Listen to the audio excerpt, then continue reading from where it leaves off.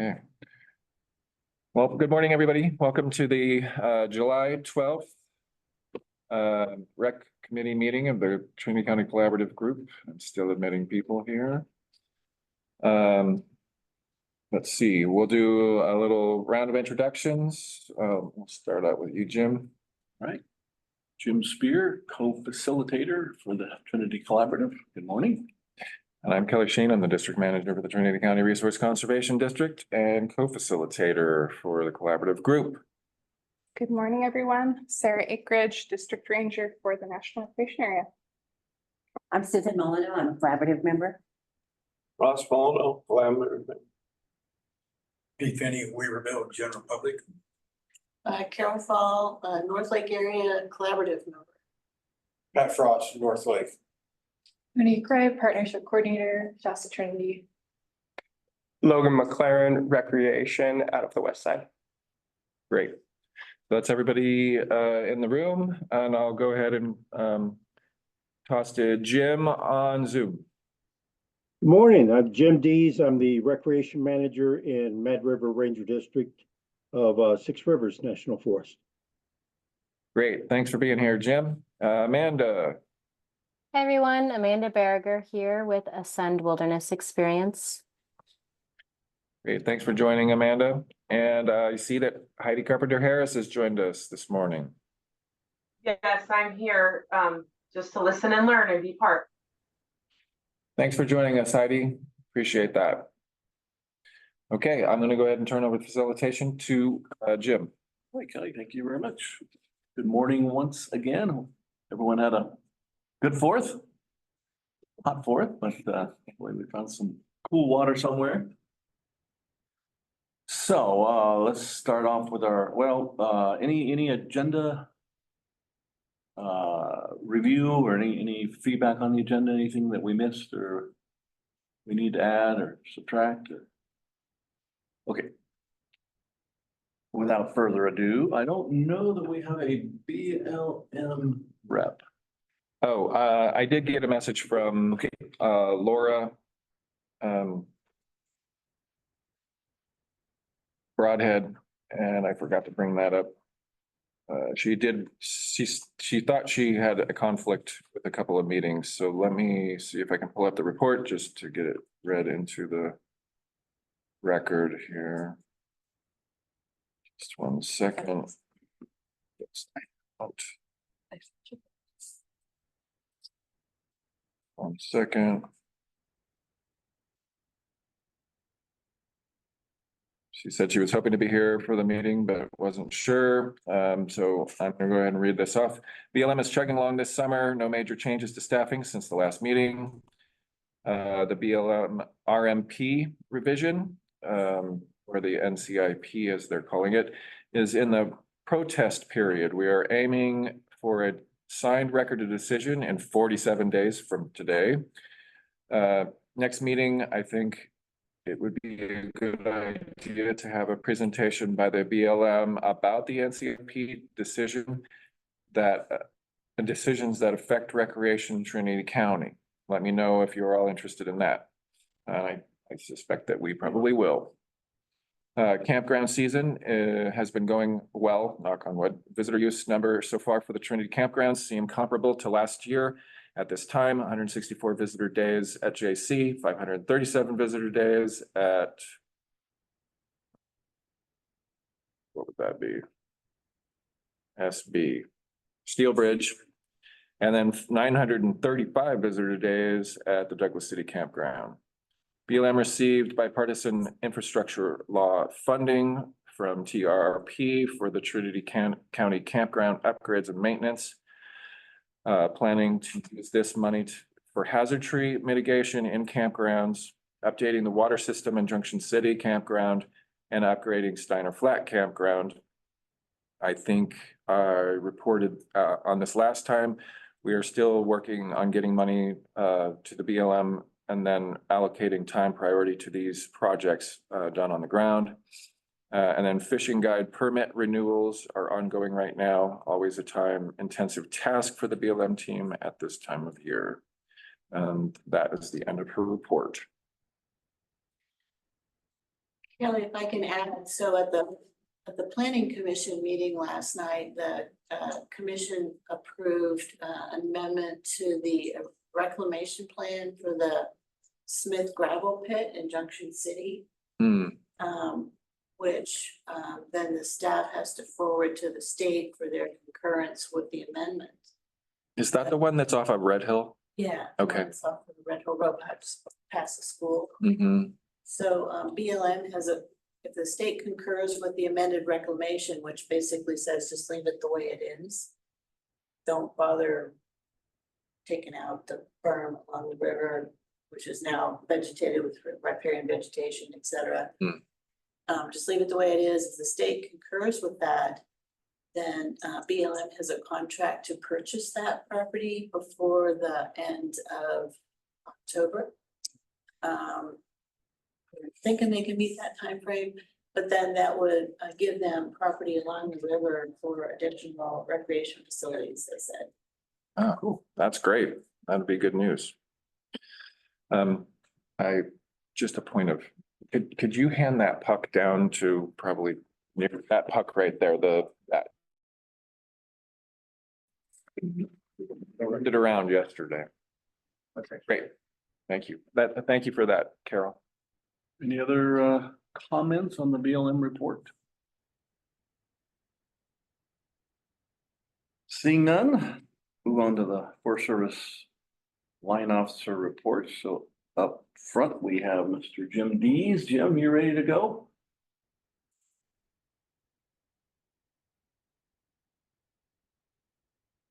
I don't know if he heard you, Jim. Are you talking? It looks like his lips are moving, but maybe he's on mute. Are you on mute, Jim? Muted, Jim. Yes, I was, and I just There you unmuted myself.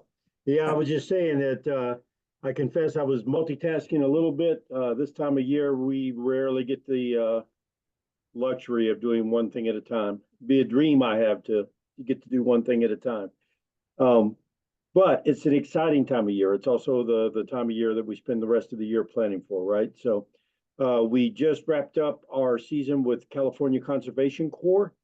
They spent 6 weeks camping in our district, and they have restored the Clover Gulch Trail, which was a popular local trail, and it looks beautiful again. We celebrated by putting up a new trailhead sign, and our local YCC crew went out and met them at the trailhead on the last day with a cooler full of ice cream. So we had a trailhead party, and that was nice. Our YCC crew is still going strong now. They spent Monday and Tuesday working in the Lasix Wilderness, working with our botany department on protection measures for the Lasix lupin, one of the most endangered wildflowers in the world because it only exists in our district and nowhere else in the world. So it was great to have the kids out and involved with, I don't know how many of you guys know John McRae, but he's our forest botanist, and he's a treasure. He's been here for 50 years now, and still races me up the mountains. And he's a great guy to work with, and it was good to have him out there with the kids. And the kids were all really bought into. They have adopted our trail through that area, and it's got a YCC sign up at the trailhead. Right below the trailhead sign, there's a sign that says "This trail maintained by Mad River Youth Conservation Corps," and so that's their little thing they do every year, or one of their things they do every year. And it was great for John to be out there with them, explaining why it's so important. They've also been working on our Lake Vista Trail, which is a trail that connects our two most popular campgrounds.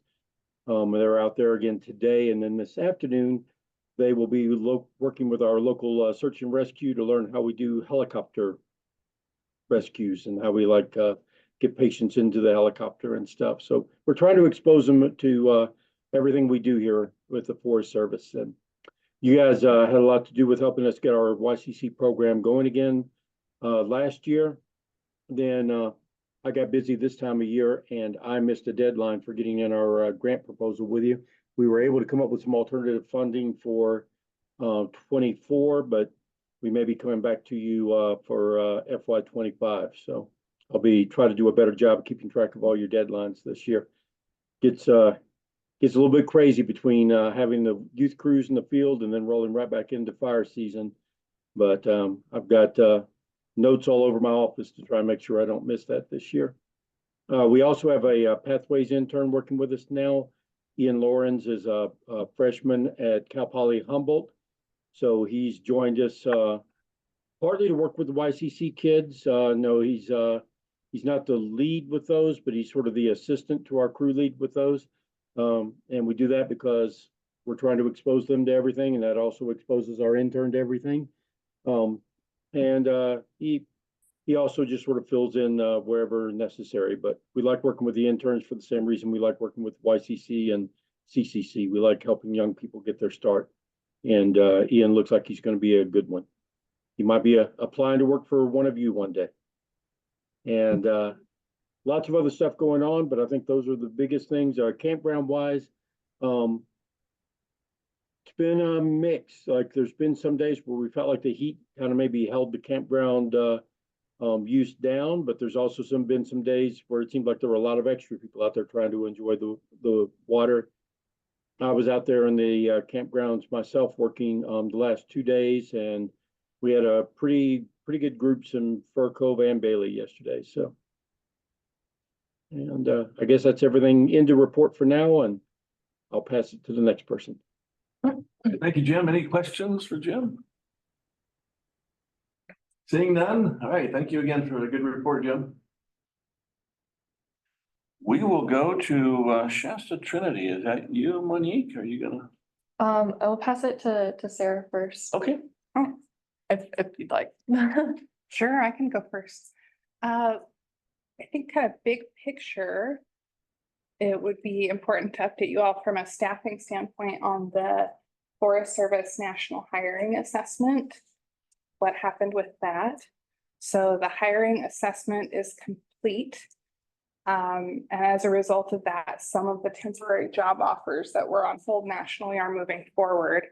In Region 5, all start dates are being delayed until the new fiscal year, so October of this year. So I wouldn't expect much in terms of staffing changes for our forest, outside of perhaps a few exceptional, highly critical positions if those come up, but I'm not aware of any until October at the earliest. Fire hire is still going, so this is only affecting non-fire positions. So operationally during fire season, that isn't going to be a factor that influences the outcome on that piece of it. We are looking next year at a pretty limited hiring picture as well, we're hearing. Basically what that assessment found was that because our budgets for FY24 were anchored to FY22 levels and not 23, and we had that pay increase that happened. Those were kind of foreseen, but kind of the macroeconomic picture of high interest rates and people not moving as much means that the Forest Service's rate of attrition has actually gone down quite a bit, which is great for us in terms of retaining people, but which was not what the math wizards had projected. So here we are. The Shasta Trinity is well positioned relative to a lot of other national forests because we have been able to have some successful hiring in the last few years. I would say a highlighted that would be the recreation staff on the west side and the work that they've been able to do in getting staffed up. So that's kind of the big picture of staffing, and it certainly affects our small picture here. Joe Stupendick is still on detail as a National Recreation Area Program Manager through the beginning of August. So you may still see him around in that capacity. And after that, he'll still be my recreation officer. So you may still see him from time to time. Let's see. Staff resources and updates other than agenda items below. I think that's kind of the big talking point in the Forest Service right now. It's all about budget and hiring. So that's what I've got for my big update. Okay, Monique, do you have anything else for the Only good of the order? Only couple things that I have is that all of our rec agreement, well, except for one, the Weaverville Community Forest Agreement for Education and Outreach, with the RCD in the Weaverville Community Forest area. That agreement has not gone through yet, amongst our Trinity Resource Advisory Committee. However, all other agreements, including the Watershed Center's YCC crews, their work to have rangers out in the wilderness, our backcountry horsemen agreement to continue work in the wilderness, and Ascend Wilderness Experiences agreement to also continue work out in the wilderness. All of those have been executed. And I believe our Weaverville Community Forest just went in like this week. You mean the Execution. Basin Trail System Maintenance? Or sorry, the Weaverville Summer Youth Crew or Summer Camp. Summer Day Camp. Sorry about that. Like, That's a lot. yeah, Nope. there's a lot that went through. I don't think I've seen that one for signature yet, did I? I think it did go out for signature. There was, okay. I will follow up with you today on that because I think it did go out. There was a whole bunch that kind of came through and I couldn't remember. If I signed that when it was just really recently, Okay, I will but I'll double double check my inbox because I've also been kind of in and out a lot the past couple of weeks. So Yeah. a lot of blue lines in my inbox that I haven't addressed yet. But the Weaver Basin Trail System one was the other one. And That one went through. Yeah. Was executed recently. Yeah, so that's good. So that's been a good success story there. Continuing on track with the resource advisory committees. We are all of our folks on both the Shasta and Trinity County Resource Advisory Committees. Both those committees are separate, but we are looking for new members. Everyone expires in February of 2025, and with our processes, it does take a really long time to get new members onboarded. But we are seeking help to do some outreach for new committee members. What that entails would be voting on all the projects just mentioned and listed for funding. We do get funding through the Secure Rural Schools Act every year, which is great. And in order to utilize that funding, we need folks from the community to fill a 15 member committee.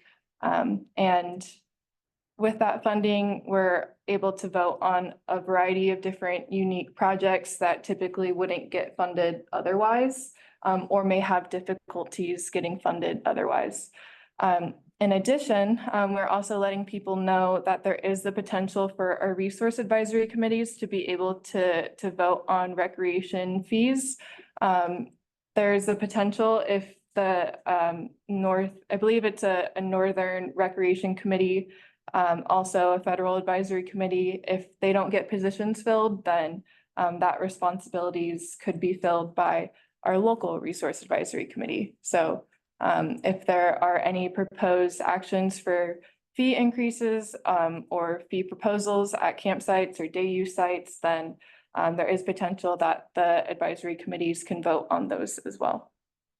real quick, Amanda has her hand up. Yeah. Thanks. Yeah, I just had a question about the rec committee. So like about a year ago, I probably submitted an application to be a committee member. I don't know if I need to be anymore. Enough time has passed, but know also that sometimes you're heavy. Oh. Turn her video off. Committee, but I never got any acknowledgement at all after sending that to you and Tara. And so if I were to say recommend this to other people to help recruit more RAC committee members, is that normal to not? I mean, it's been probably over a year and I wasn't sure how the process works, because I didn't hear back from anybody. So I just am curious if that's normal or how that works. I believe I should have sent you an email, Amanda, on your application, but the process does take a really long time. Some issues that we have been encountering with our committees is that our new nominations are not going to be approved if we don't have sufficient outreach, or if we're not outreaching to diverse communities within Shasta and Trinity County. And so we also need to fill most of our vacant positions in order to be able to put in a nomination packet, because they take a really long time to process. Our reviewers at the Washington office don't encourage us to put in a nomination packet if we say only have one person or a few people, but we're not filling all of our vacancies, or there isn't a high need to.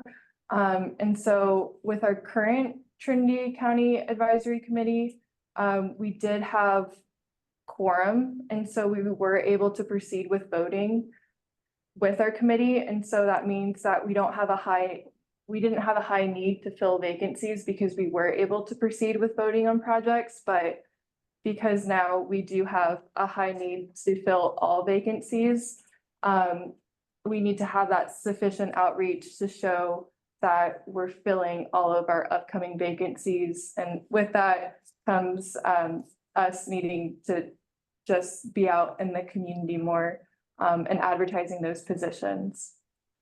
So Amanda, this is Pat. So as somebody involved in the RAC since 2001, there's been nobody approved or selected in less than 18 months. Right. So it's I've taken heard that. Yeah. years or longer. 18 months is really good, I think, right? Yeah, that was the expedited review. Yeah, right. Well, thank you for all of that. It's good to know. I just didn't even hear back after applying, so I wasn't sure if it got to you guys properly.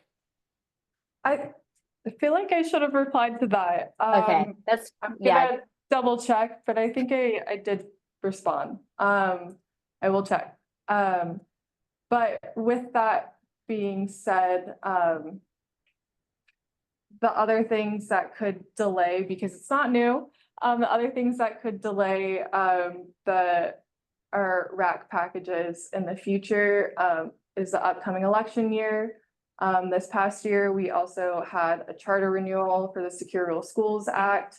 And then we also have the act renewal that's coming up this year. So separate from the charter renewal, we have the renewal of the act that comes in with possibly the Farm Bill again this year, but.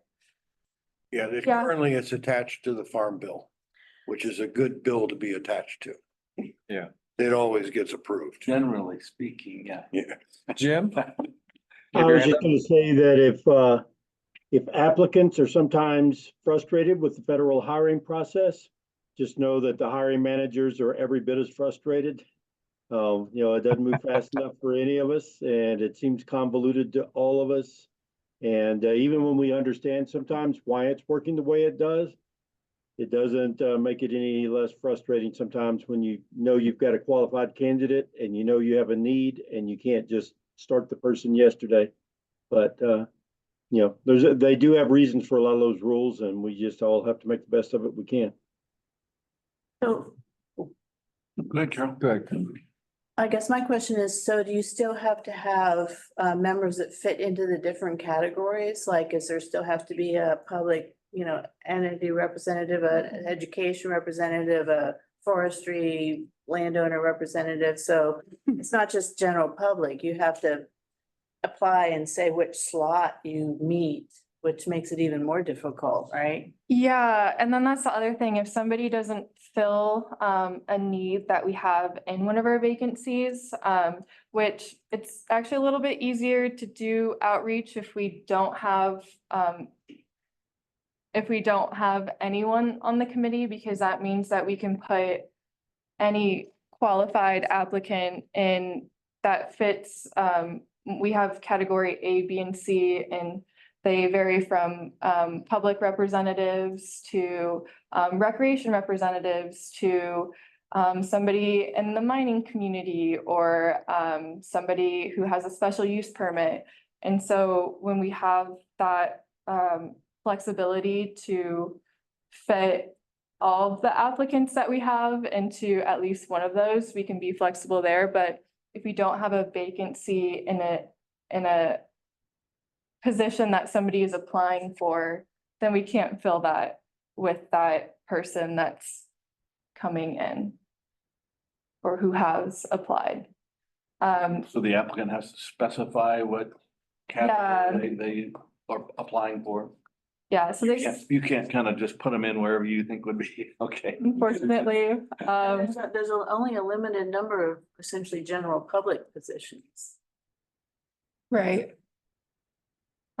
So something that might speed it up though, would be which is in discussion right now, because right now we go to the, it goes all the way to, the Washington office, to Secretary, Bill Sack's office, and he signs it. Something that might speed it up, that we're hopeful that we get, is approval from a regional forester instead of, the head of the USDA. Oh, So really? yeah, it is, That would be phenomenal. I'm really hopeful. It has been in discussion, so we'll see. And my last update, is that tomorrow, we are hoping to have a volunteer crew over at Natural Bridge, over in the South Fork Management Unit, to fill in, unfortunately, some folks in the climbing community, some folks unrepresentative of the rock climbing community went and put bolts for climbing on Natural Bridge, defacing the area that is of high importance to the Native community. So we had been reached out to some awesome volunteers who would like to remove the bolts that were placed in the carabiners for climbing and fill in the holes so that folks cannot climb there, and we can continue to preserve that area. So that should be a cool project tomorrow. One additional question to circle back slightly to RAC. With regard to this last round of funding, which are currently getting through GNA and executed now, it was my understanding that that was for secure rural schools funding that came from both the fiscal year 23 and 24. Is that correct? 23 and 22. And 22. Mhm. Okay. So I remember that being like, okay, we're gonna, in advance of this next round being out, like, which was like announced only in May or something, or April or something like that. We won't see an additional allocation like that until at least that time frame next year, right? Correct. But we won't be able to, because of the RAC basically authorizations for individuals is going, so many people are timing out. 15. All we won't be able to do that until that gets filled. So that funding will probably end up sitting there until almost the next round, based on the timeframes that we're talking about as far as getting people in seats. There is the possibility for that to happen, but if we're able to do outreach successfully, and put in folks as soon as we can, then we have better odds. But I'm not gonna say that that's not a possibility, because it is. So the soonest that we would see solicitation done is this calendar year is not going to happen. Like it won't be until sometime in 25. We won't be soliciting for new projects until we know that those vacancies could be filled. But we have a quorum until February.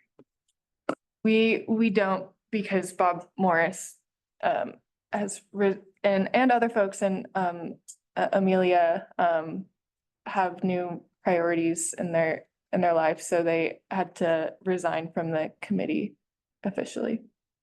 Okay. How many standing committee members do you have right now? Ooh.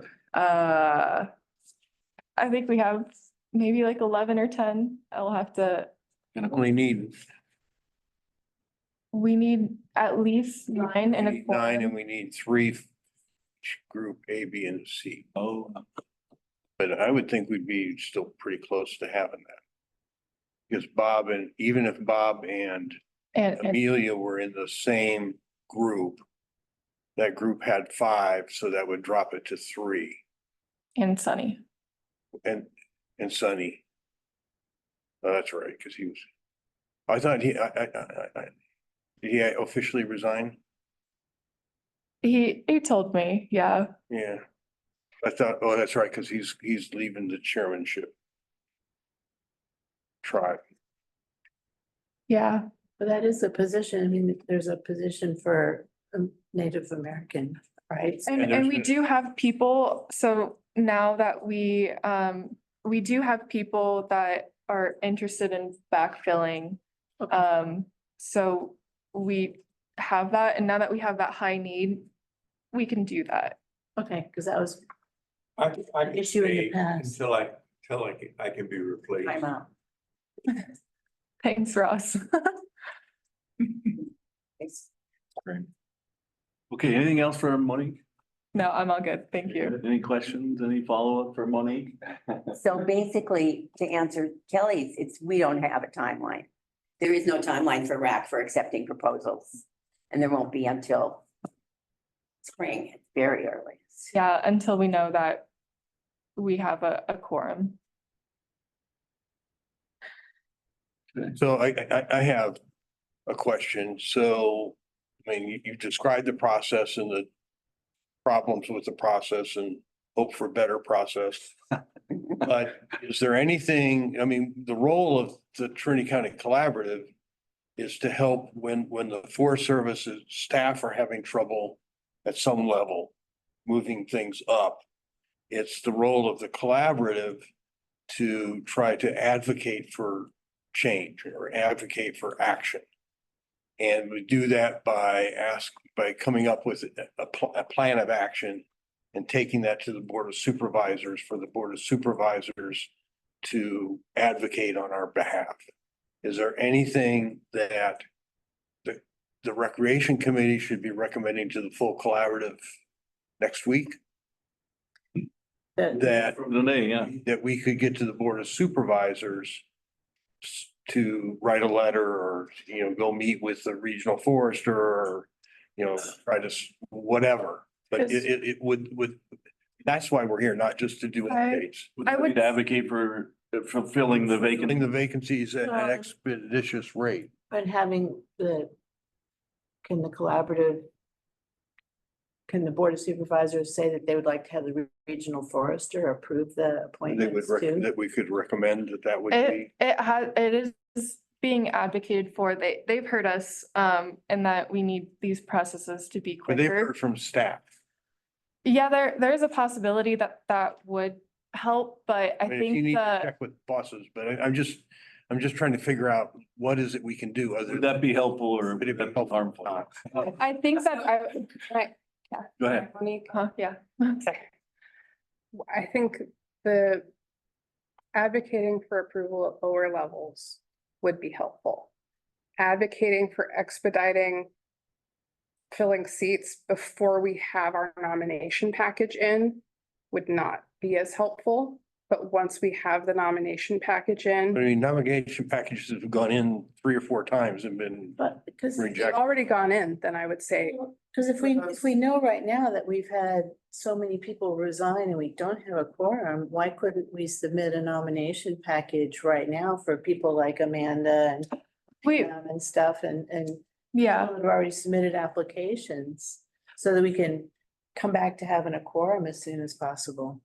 We could do that, and we could also just put in another nomination packet to fill other vacancies later.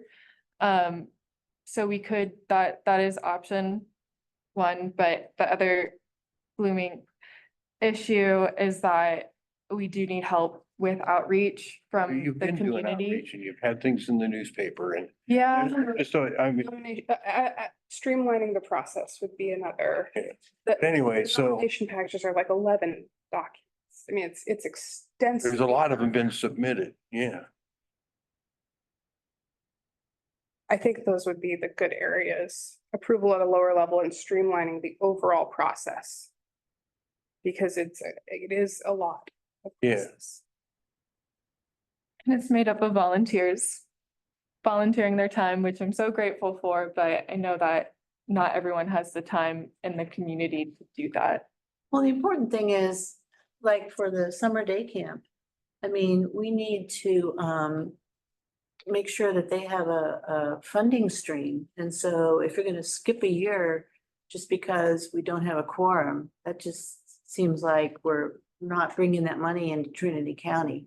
We need to bring that money into Trinity County. And so I'm just trying to figure out how do we maintain a quorum, you know, and so you know, submitting an application package that just maintains the current quorum, maybe that's route one, and then route two is having the Board of Supervisors put in the plug for the approval at a lower level and more streamlined processes in the future. Yeah. The lower level approval would be helpful. Those appointments are for 4 years, correct? Yes, 4 years. They've gone through all that rigmarole and they're on, it's for 4 years, right? I mean, when did Pam apply? It's Well, the been first time, first call yeah, I mean, About 2 years ago. yeah, over that, because she applied once before, right. and then she applied again. Probably. Every time you do outreach, she's applied, applies. but then you say we need to do more outreach. So she's getting pretty frustrated. Which is, she's gonna, you know, she's gonna decide she doesn't want to do it. You know, We've definitely had that come up. So any other further Is there- discussion on kind of Pat's? yeah, so is there Is there agreement? desire to I think- move something to the collaborative next week? I think so. Pete would be a good member. He would be a good member. If Pete is interested. Jim could be a rack member. Okay, so as an agenda item for next week's meeting, how do you want us to word this? Does somebody want to take a crack at kind of a draft and we could bring the draft to the full committee or? I'll take the. Okay, we got a volunteer. Perfect. Thanks, Pat. Yep. Because he's the chair of the RAC, so he kind of knows what to say. I can work with Monique and Sarah and kind of come up with language if you're okay with that. Yes, I think You need to check with, you need to check with Tara to make sure that. Yeah. Do this. I'm the chair of the Shasta RAC, but not the Trinity RAC, so I don't wanna. I'm just. I figured I'd weigh in because I'm at least somewhat familiar and I have the Shasta RAC. Same issues, yeah. Same issues. Monique, what do you consider as the commitment? I mean, I know what Ross has done, you know, and it's basically a couple of times a year for an intense period, probably 3 or 4 weeks, where you're involved in meetings and, you know, and reviewing all the applications and reading, but that is done at home, basically, Yeah, review. I'd say the commitment on a yearly basis is for general members of the committee. It is less than 20 hours, I would say. The meetings, you'll probably have 2 to 3 to 4 meetings every year. And then the meetings are usually in the afternoon for the Trinity RAC, during the day for the Shasta RAC, for 3 to 4 hours to review proposals, discuss discuss the projects and vote on projects. And it's not too bad, but it It's isn't. not like every month or it's just so seasonally. No, but I would say the more seasoned RAC members you have Oh, yeah. from year to year means that you spend less time on the process. And when, the first year this current RAC got going, we spent a lot more time. That was the year before you started. It was with Lejean. Yeah, So we had more meetings New members. because except for Arnold and myself, everybody was a new member. Oh, wow. So there was kind of a learning curve and kind of deciding what processes we wanted to use internally, that kind of thing. So the best scenario is if you get people that will be available for a couple of terms. Yeah. One more, I mean, if you had people that were serving the current 4-year term that were willing to do Right, another to do- 4, there's that carryover. So you have institutional carryover. knowledge. So you're filling half the rack instead of the whole thing. yeah, and we'll provide training too. We have our general, it's like a 2-hour training. Yeah. Yeah, And it would be good, I mean, when you put however you're gonna do outreach, put ads in the paper, or whatever, you really do need to clarify that you're looking for people for these particular categories, because otherwise you get people who are gonna get frustrated because they're not gonna qualify for a category and they won't get picked.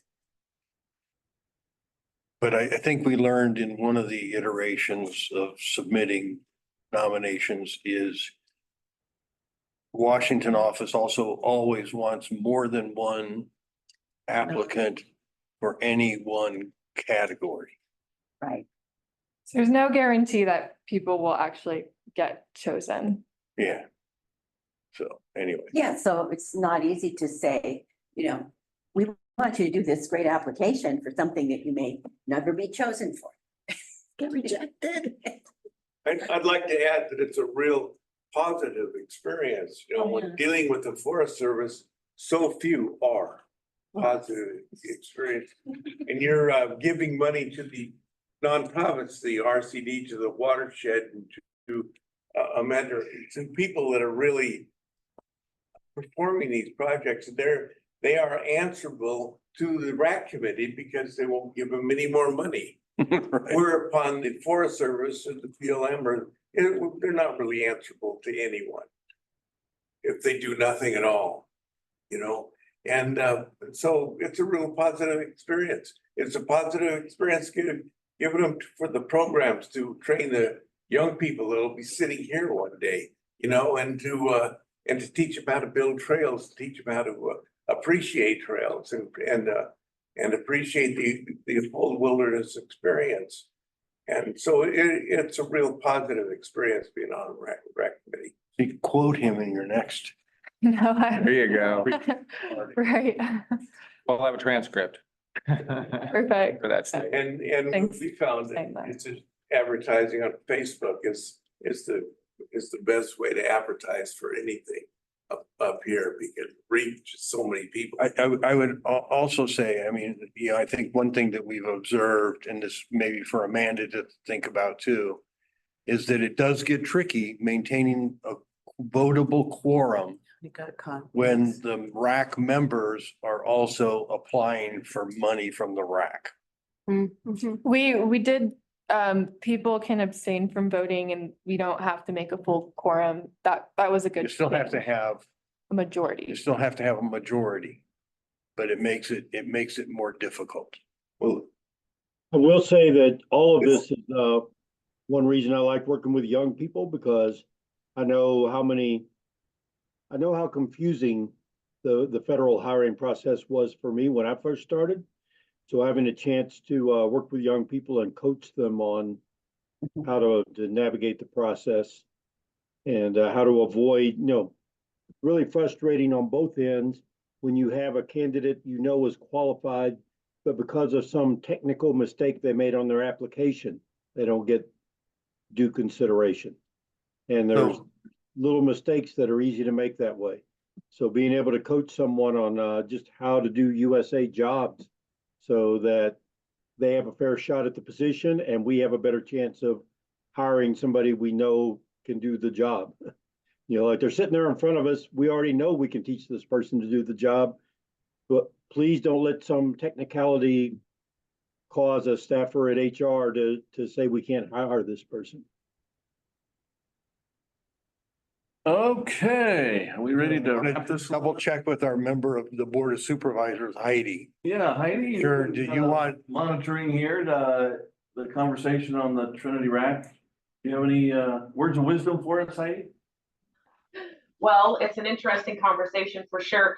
I just would be interested, can you send me an email, or is there a document that kind of shows what you spoke about in terms of the time commitment, where the meetings are generally, just some talking points, if you will, and I can try to shoot that out into different folks in my district to see if we can't get more people interested in it. And then as far as us,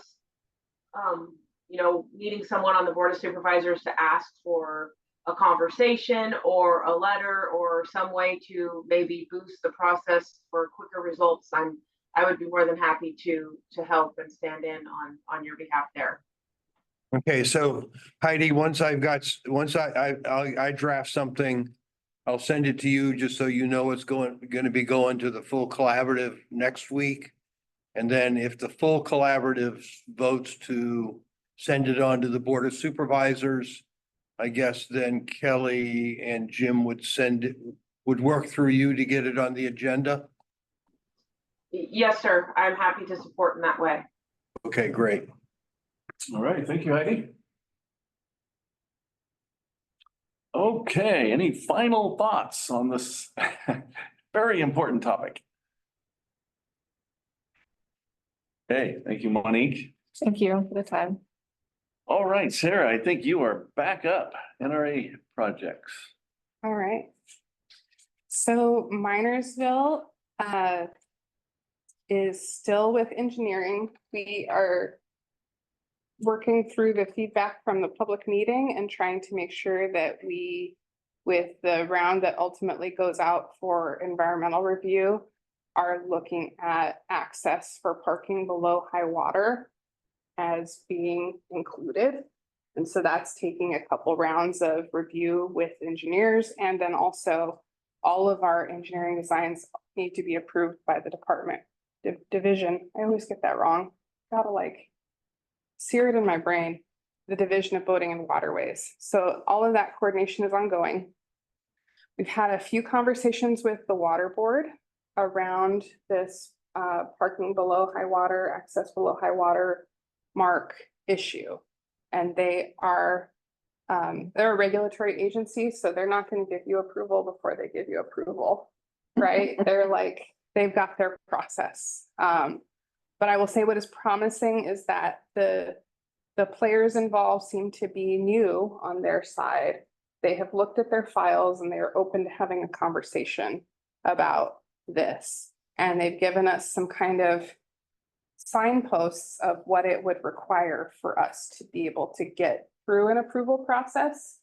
And so we're having to look at kind of stormwater mitigation somewhere else on the lake, restoration opportunities somewhere on the lake to, and I'm not supposed to use the word mitigate because that means something specific to the state of California to offset. Thank you. Okay. To offset the impact at Minersville from allowing parking below high water under a new design. So that is what we're trying to work behind the scenes with our project planning, is how we incorporate those other regulatory elements in a way that would be cool with the water board. They are also wanting us to do CEQA because that was some of the basis for their denial. And I don't know how we do that. So I am just being honest with that.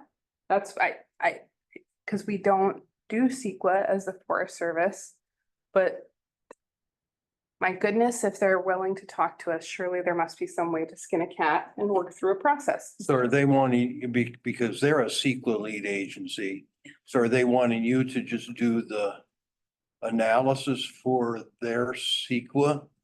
Or do they want you to find a CEQA lead? I mean, that's the. They're not gonna do CEQA. They're not gonna be the lead agency. They Okay, want the Forest Service to do CEQA, and they said, we know that's a problem for federal agencies, but, and it's like, well, yeah, because we don't do CEQA, because that's not I mean, I don't our regulatory purview. partnership with because the RCD can be a CEQA lead agency. So maybe that could be a solution for something like this, if we, It's either that, or I would think Department of Fish, California, The county can do it too. county can do it, but they don't have any staff. That's true, they have no. Well, they got staff. one now. And they will, and that really, they won't take on a CEQA lead unless it really has something to do with. My Recreation observation- in Trinity County is kind of an important deal. We would be more nimble and easier to Yeah. work with. okay, So I think that would be, we'd be willing to do that. Okay. Yeah.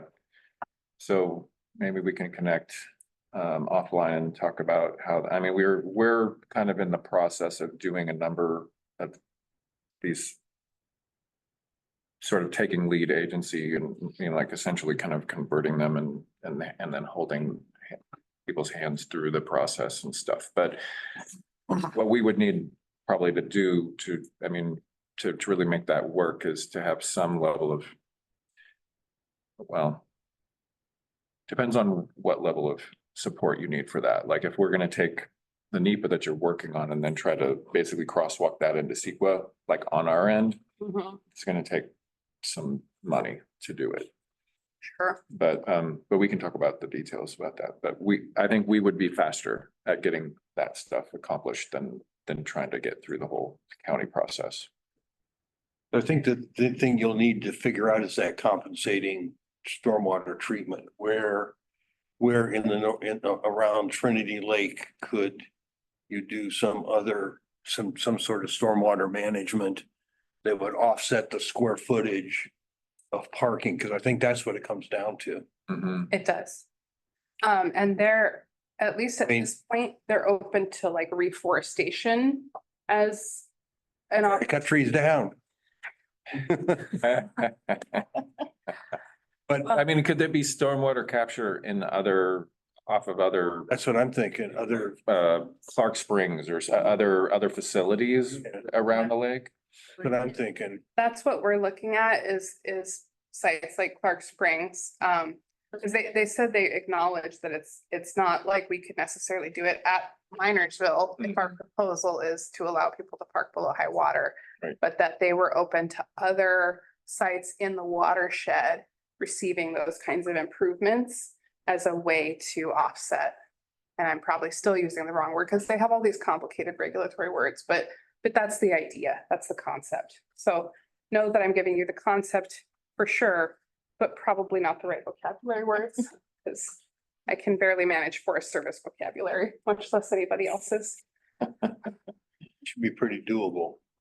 Yeah, but I'm just curious as far as the timeframes. I mean, this is kind of the same thing that we were told in May. And so are we moving forward, or is it, what progress have we made on the engineering? Because it's just verbatim what you guys said in May. Yeah, it's slow. They're just working through it with the contractor. So I have seen an email on this topic this week that was transmitting the review that was about getting the package ready to transmit to Department of Boating and Waterways with the latest design. So they are working it. It's just the process of working it. Yeah, just, when we met with Rachel, this was gonna be the highest priority. So if it's a slow for the highest priority thing, then I'm just kind of trying to figure that out. So, okay, thank you. I will say our engineering staff is extremely constrained. About 75% of our engineering positions on the forest are vacant right now. Oh. So They fit in the high priority to be able to still get filled from what you were describing earlier. forest supervisor positions are getting filled. And fire. Fire. And and fire. Yeah. Those, that kind of level of position is moving. So until October, I don't expect to see any movement, and even then, it will still have to be prioritized, advertised, all of those things. So that is all to say, it is Yeah. absolutely a priority. It's important. It's just with that division, and they're extremely understaffed, and also trying to do a lot of emergency work around the forest in terms of bridge replacements, road repairs. No, Sarah, given that, there's kind of restrictions on hiring, but is it a situation where the money's there, but you just can't hire? I mean, if you have the hiring authority, could you fill the seats given the budget that you have? Or is it just kind of, no, we're not gonna fill them, The money is not, money is not there? Okay. that is why we are not filling these seats. I mean, we're trying to pay for the folks we have. Just out of curiosity, because you had mentioned something about that in your earlier report. With all the WCS funding and all that kind of stuff, is that having no impact with regard to like backfilling positions and things like that? Because on the one hand, we're hearing, oh, we're flush, we've got all this money. And now what I'm hearing from you is that there isn't actually money for those positions. There are these key or critical positions within the forest. So I get Yeah, that's, it's been a bit of a head scratcher for us too. We definitely have that WCS money that's going to the landscape. I think what you may be hearing from me that doesn't quite translate from bureaucracy logic to real logic is the Forest Service a while ago did that split between salary and ops. And so where we have that shortage is in salary. that's a budgeting issue. That's a budgeting issue, right? And so there's the limitations on how we spend our money. There's the part of it that's tagged for salary, like base salary for the agency. Mhm. And that's where that limitation is. It's called NFSE, National Forest System Salary Expenses, something like that. There we go. We're not good. There's no test. Nobody- So what is it? Yeah, so, but the WCS, the landscape dollars are still there. They're still working through going into agreements and getting those projects done. But there are still limitations on how those dollars are spent. And because that is money that has an expiration date attached to it. Nationally, the Forest Service doesn't want to hire more folks on money that has a date at the end of it. Well, that's why I was curious if, kind of the partnership or third party aspect could be brought into the engineering world, given that it seems like NEPA and other arenas that historically were not, the forest wasn't real amenable to is now pretty much kind of bought in. Has that ever been brought into the engineering shop where you kind of farm some of that workload out to private or partners like the RCD or others that have the engineering expertise? I think we'd be more open to it. Because a lot of that shop is centralized at our supervisor's office. I don't have a lot of direct oversight of it, but I think we'd be open to that conversation. It's just we have more developed partnerships, I would say, along the NEPA side, along the veg management side, right? That's kind of been our bread and butter and what we've been working towards. We haven't, I would say, invested as much in trying to figure out what a partnership around engineering would look like, but You have in days gone by when, for example, the RCD was and NRCS were designing all your road decommissionings and everything. So yeah. there is a history of that. And it took time to kind of build the trust and the confidence with the engineering shop. Yeah, Yeah, sure. But it got there, got there. Yeah.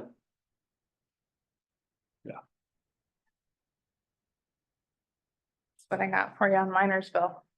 Well, it would seem like, if you've got the engineers handling the emergency things like the bridges and the roads where you have had partnerships who have done that in the past, that would free up your engineers to work on something that's kind of outside the box, like Minersville. I will bring that forward to our FLT as a recommendation that we look at more partnerships around engineering and the emergency and road work. Yeah. I mean, I know that with regard to road work specifically, we've been doing that kind of work for 27 years. You know, like that's, You did a lot of it with BLM. yeah, exactly. Yeah, exactly.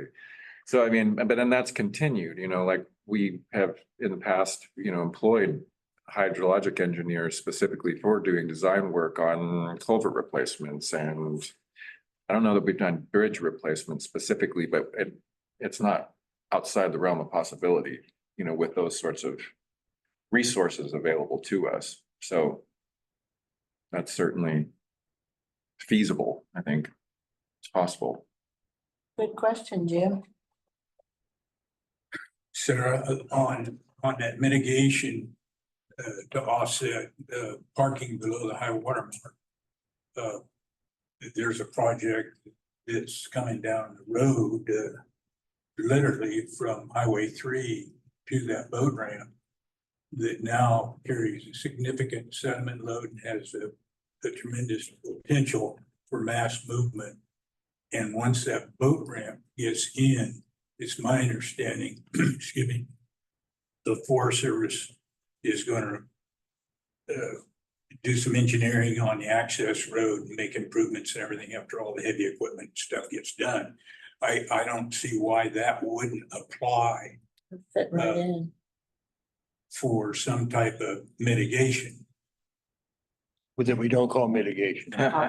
Some sort of offset. I think that's really a smart suggestion, and I'm gonna write that down. I agree. Reported, by the way.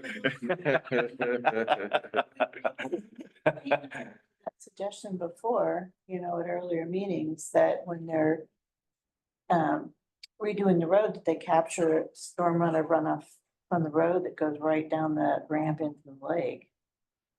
And I don't know the levels of funding, but I brought up several times in the past that we need to look at the south side, the Cedar Stop side of that road as it goes through that big through cut.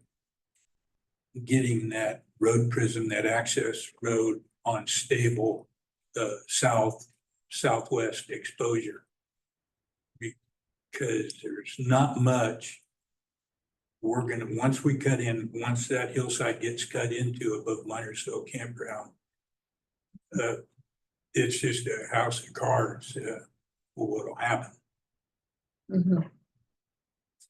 And that being the only low water boat ramp on the lake, that would accommodate the problems we currently have with snow removal on that road, especially in February and March. And that's when the major fishing tournaments occur on Trinity.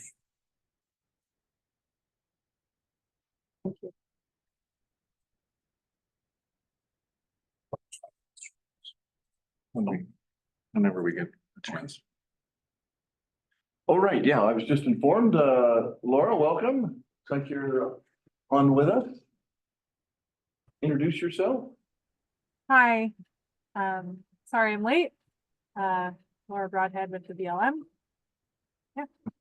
Very good. Yeah, we did read your report earlier, so we're good to go on that front. Anything you'd like to add or share? No, Okay. if anyone has any questions or anything like that, yeah, I think the main thing is like some time on the next agenda to go through our land use plan decisions that will be hopefully effective by the time we meet next.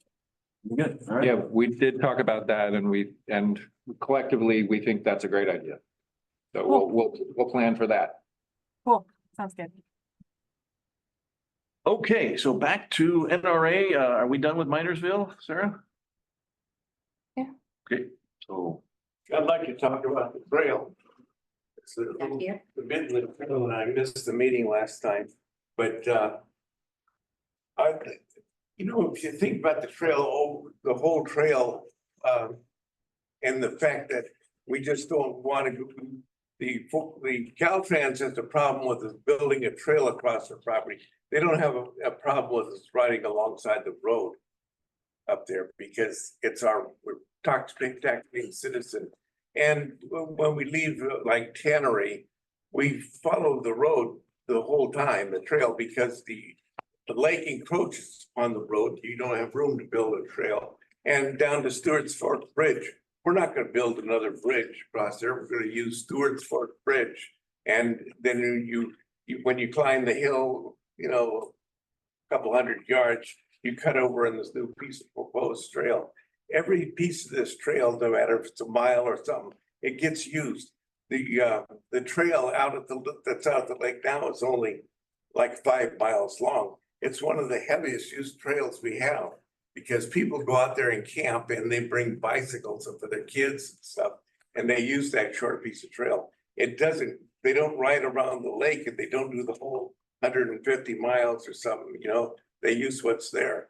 So every piece of that trail. So the only thing that's holding us up to build a little bit of trail is you don't like the fact that it goes along the road.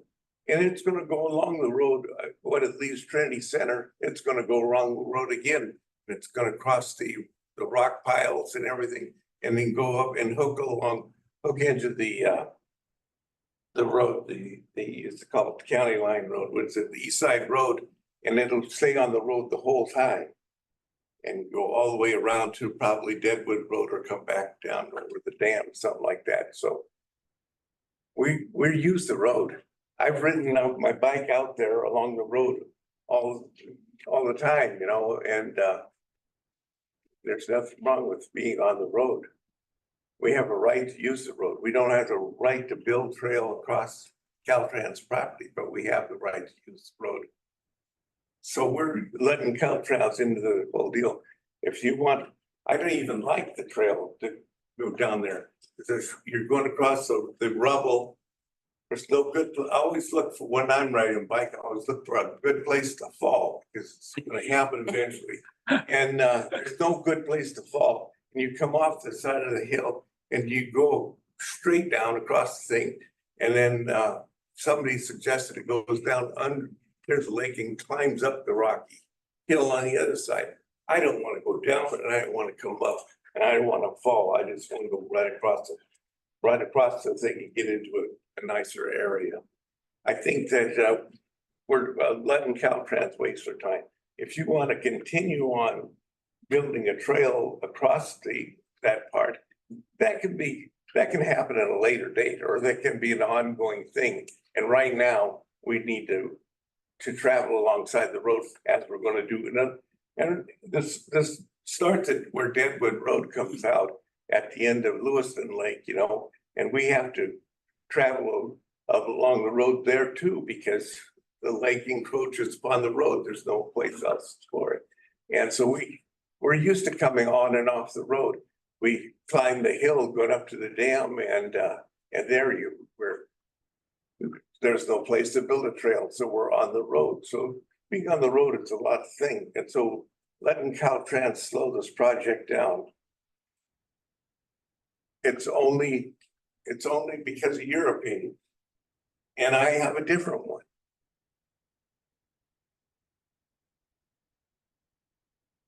And that's it. Well, I thought you were gonna be working on that though, working on some of the rest of the trail, right? So there are the shorter section of trail is next on the list once Trinity Camps is signed. It Okay. continues to be there. Since Trinity Camps is not signed, we're not prioritizing that quite yet, but it is next on the list for NEPA. I will sign a decision that says this analysis is complete. Construction is contingent on the Caltrans permit. That is what I can get through. And the NEPA piece will be done. we would be happy to have partner look at, engineering design that will facilitate getting a Caltrans encroachment permit. I know having completed NEPA can help with that. So that is my goal, is to get this through the NEPA process, have a signed decision so it can be on to its next phase of life. The other part of looking at trail around the lake stuff is we are including in our proposed action for North Trinity County community risk reduction, a sort of general discussion of evaluating a trail around Trinity Lake. And so hopefully through that process, if there are specific segments you'd like us to look at, we'll have a bunch of folks out under contract doing surveys this summer for both botany and in particular heritage. So the more we can build in survey for those particular areas, we'd be happy to do so. And my hope is by including it in a bigger project, it would be more streamlined than this process And has doing been. it separately. Because clearly trying to get through an individual trail segment has not been a successful process. We wanted to go with the whole thing at once. I mean, it was too big for anybody to envision. Yeah. That time. And I'm not saying that the whole thing will get approved through the bigger process. No, I know. But just that we could include some other segments if there, especially if there are specific segments that folks have in mind. Well, once you get across the lake, you get right on East Side Road and you continue on East Side Road. And then we're not in your area at all after that. And then in It's the not west Forest side, Service, it's county. well, it's a county road, but it's maintained by a deal between SBI and the county. So, and the SBI has already given me permission to cross their property, not to build trail, just cross their property on existing roads. That was a long time. Those guys are all dead now, right? Gave me permission, but yeah, so the only part we're talking about is and the west side of the lake is the most important part because this is for economic boon, these people, most people are using this lake, use the trail now, are using a few miles of it. They're just kids and stuff that are coming in there being camping and using that trail. And people are gonna use the whole thing and do the whole loop are gonna like eat in restaurants and buy food and stuff. They're gonna spend some money. There's no place to spend any money on the east side of the lake. Right. That's not as important to me. All right, Ross, thank you very much. Appreciate that input. Any other comments on the trail?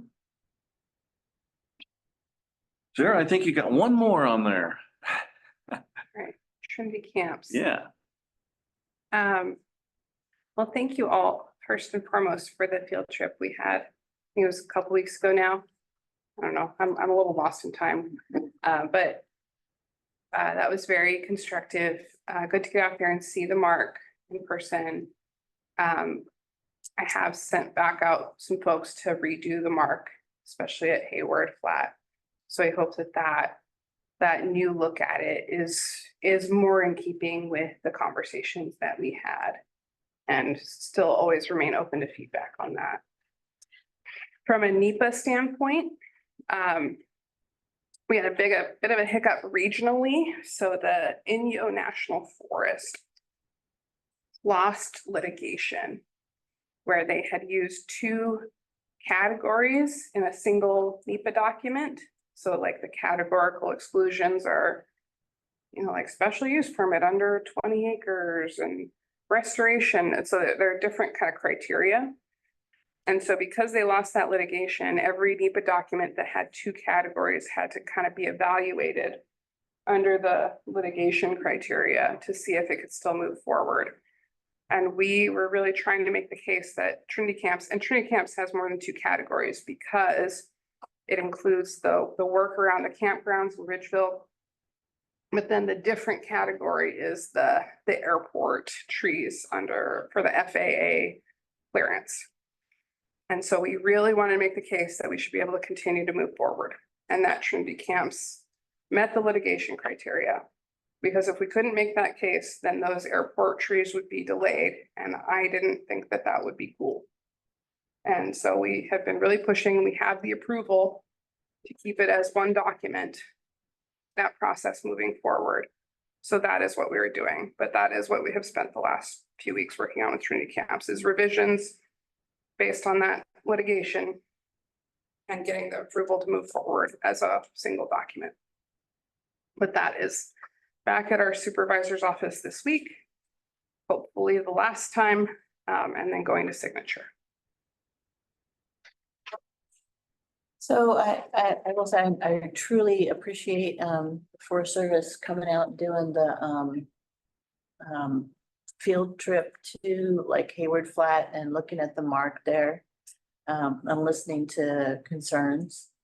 And so I was back out. So basically the concern was that there's an awful lot of trees that would be removed. And that then what you would have would be a more open, sunny, hot campground. Because of the, essentially 2/3 of the trees are going to be removed. And so the Forest Service did come back out and blacked out some of the blue. So I did go look at that. Jerry Cousins also went and looked at it. I also was down there 4th of July weekend, looking for crazy campers and fireworks and stuff. And both Jerry and I have noticed that there's a lot of use of the trees that are still proposed to be removed. In other words, people hang the campground was full. The only campsite I found that was empty was the one that had the wasps that I emailed you about. Thank you for dealing with that. I couldn't believe I'm stopping people like, they're like, where do I buy ice? And what do I do about these wasps? And I'm like thinking, this is what I get for driving through the campground. Did you have a sign on or Yeah, I something? had a fire truck. Oh, So anyway, Can't post it. yeah, there's no campground host there. No campground host.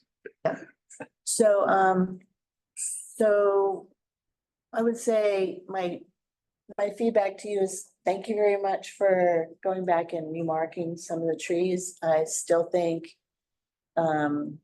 it's gonna be way too sunny, but I'm acknowledging that what we decided at the field trip was that they would not do all the top 4 most busy campgrounds this year. They would do Hayward Flat and leave the other 3, Alpine View, Tannery, and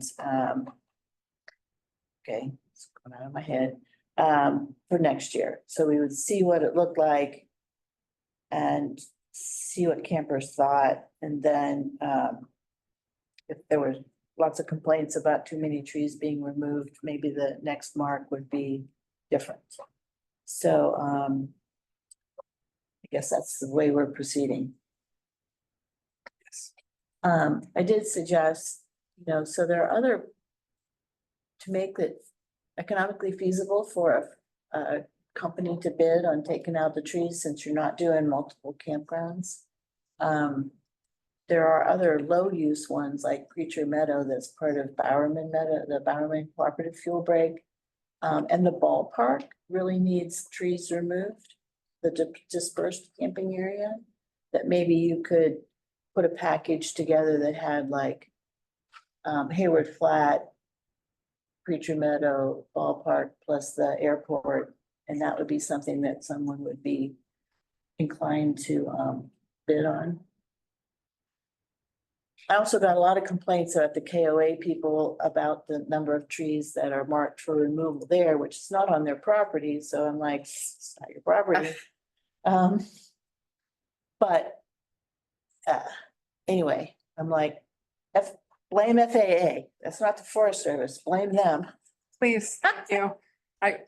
That is exactly Yeah. the case, so Oh, they marked that there. for For the up near the planes. KOA, that's for Yeah. the planes, Yeah. yeah. For the planes, yeah. But it's gonna, so the KOA is gonna be trees, trees, trees, and then it's gonna be pretty much open until you get out to the lake. So, anyway. KOA had 900 campsites. They had, something like 2,000 people at the campground over the weekend, which is in Trinity Center, which was like, what's that? 10 times. 8 times our population. 10 times our population. Wow. Wow. KOA. And you said Hayward Flat was full. Hayward Flat was full. The one loop just high up the hill away from the lake had maybe only about a third of the people, but all the 1, 2, 3, 4 loops that are along the lake were full. Wow, that's a big campground. Okay, any other comments on Trinity camps? So time frame for when you think you might have so you're probably still not gonna be doing the logging starting in October? Maybe. All of the prep work is still happening behind the scenes. Hoping for signature before August. And more than hoping, like pushing very hard for signature before August. Because if you wanna get the bids for the tree removal and get that done before snow, you kind of wanna get it done. Yeah. They'd either have to cut the trees, before December or after March or April. Absolutely. And when there was a discussion about when Hayward Flat closes, is that, It closes Labor Day weekend. After Labor Right Day after weekend. Labor Day, oh, okay, anyway, so September. the crews could go in and start cutting. Pretty much trees. everything closes except Minersville, right? Yeah, everything closes in September except Minersville. Minersville, that's the fourth. Oh. Those are the top. Okay, Bushy. call it a wrap on Trinity camps. Bowerman. To say before we go to Byron and Barn, it would, just so the community was pretty bummed that the marina didn't go in at Trinity Center before Memorial Day weekend. It wasn't there for the weekend. I think that is more Eric Plotsky's issue than the Forest Service, but anyway, just want to let people know that people were mad. When did it go in? It went in the week after.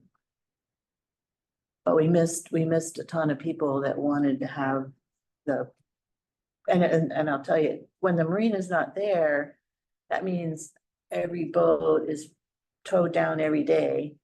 And so the parking lot was a berserk unsafe place. Right. Yeah. The zoo. The weekend, I was just not here, no. Yeah, a bunch of search and rescue, boat tows, the whole bit. Very good. Okay. Bowerman Bar, any updates on that? Yeah, one other question on NRA out there as it deals with stewards for boat ramp. At that scoping session in Trinity Center for the Minersville ramp, I talked to some of the representatives from Boating and Waterways, and the $70,000 grant that we got secured for stewards for is still available. And with the project that Caltrans has going out there on the DRC, they've stockpiled all those large boulders and stuff, and those, as the lake goes down, will be put in there to secure the abutments and push that channel over to the east side. I'd like to see that resurrected, that that money because the current situation out there is a disaster with those K-rails. Somebody's gonna dive in that water and break their neck. Or even though they're not allowed to swim around boat ramps. And then it's definitely a navigational problem when that water gets up. So. And they left the K-rails there with all the markers, and people were launching boats, even though it's closed, they were launching over the K-rails and over all those yellow things that stick up. Well, and the thing too is if we had a medical aid and some recreationists from outside the area, or even here in town, not aware of those K-rails out there. And we've got an LSU sitting out there to pick somebody up and they pull that rope in the middle of the night. Bang, you've got another incident there. So something's got to be done with that ramp, and knowing that the money's still sitting there, that 70,000, I really think we need to make full utilization of that. That's the money? Boating and waterways. Wow. We had applied Right. quite a few years back. And They're holding it, but they still have to give it to somebody though, right? well, it's still unbounded. It goes to the Forest Service. Oh, okay. Yeah, the Forest Service applied for it. Similar to what we're doing in Minersville now, but much smaller scale. So, and I'm not sure if everybody's aware, Kelly, of the court ruling on that agreement that just came down a few months ago over the Westlands Irrigation District. And that contract has to be redone, Bureau of Reclamation. So I think there's some opportunities once that gets back out and they start the environmental review and everything. There's good opportunity to have more water in that lake. What happened with the court rule? That it was gone through the appellate courts and went to the state Supreme Court, and they ruled that it was an invalid contract, basically. Take the water from Trinity Lake down to Westlands. Yeah, they didn't do the CEQA and all the other documentation, so, and where that goes, that's anybody's guess. But there's a big push to keep a minimum pool in that lake at 900,000 or 1 million acre feet. That puts Stewart's Fork right back in the running again. So, and we're talking a very small project that's very doable, and the money's there. I just think anytime we have the opportunity to enhance the recreational opportunities in this county, we need to full steam ahead and take advantage. Can you still do it for the 70K that's there though? Pardon? Can it still be done for the 70K that's there? Yeah, we can go back just like we've done with Myersville. More money. Get an extension due to extenuating costs for concrete and, labor and everything like that. I don't think that's an issue because it's still a fairly small project in the state of California. So was that for some sort of implementation on that? Yeah, it's the stabilization. It was putting Yeah. gabions under the end of the boat ramp and stuff. It never got engineered. We never got to that point. We secured the money for search. And no NEPA, right? That part's not clear to me. Yeah, I don't know how far They along. had done some NEPA, they had to get the Corps of Engineers permit and all that kind of stuff. There's been some work done. Some work done before. And then with the change in personnel and stuff, we just kind of lost Cindy that will know. process. And I'd like, Kelly, to get Caltrans and brief us, this committee on, and the Forest Service too, on what they're gonna actually do out there at Stewart's Fork Bridge with all that riprap. At the same time, I really want to see the turn lanes in at Myersville, both east and west, to accommodate that accelerated use that low water ramp will have. It's a no-brainer. It's easy to do. The sighting distance doesn't even come close to meeting Caltrans encroachment permits, and everything's there. The waste area is there, the dirt's sitting on the north side of that, and it'd be easy to do, get a southbound and a northbound turning lane in there and eliminate somebody getting T-boned up there. It's just a matter of time.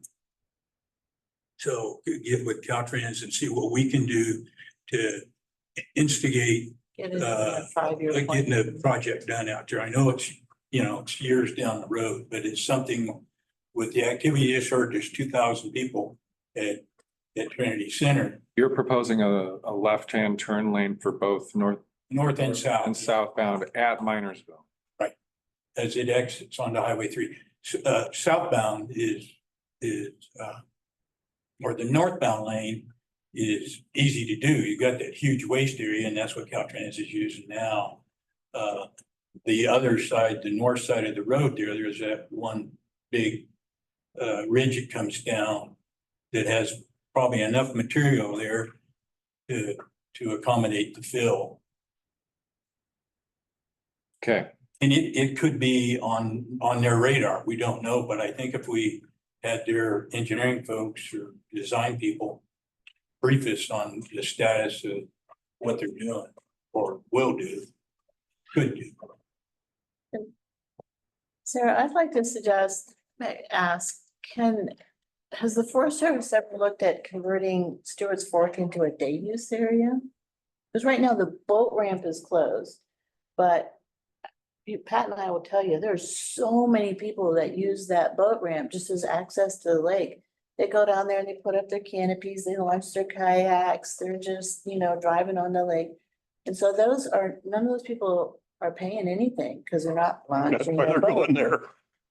But I mean, if you think about it, there's a parking lot, and all that stuff, why not put, designated a day use area and start getting some money?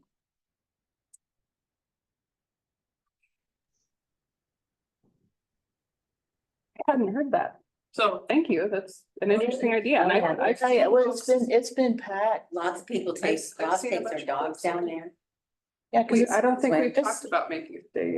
when you come up from the Weaverville, that's the first part of the lake that you hit. So people bring their kids up just to go swimming right there, and a lot of the fishermen are on bank fishing there, and You go swimming there now.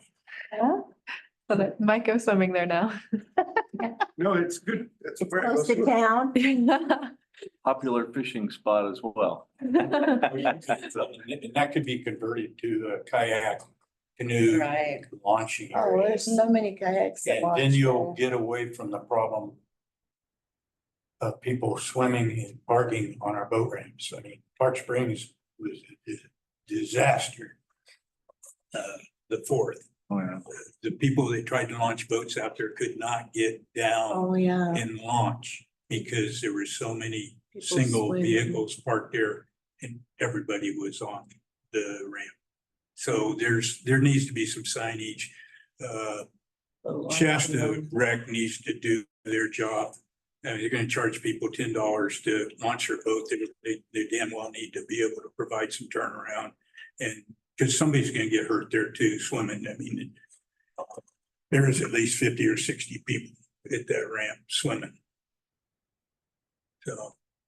They were camping at Trinity Center and coming down.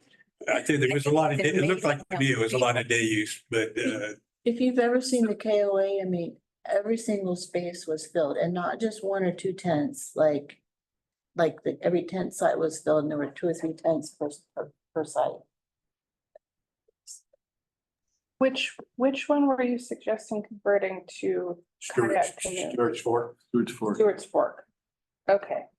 And I mean, and that could be engineered to accommodate that, and there'd be no power boat, motorboats. So with that 70,000, basically doing the improvements and then having that be.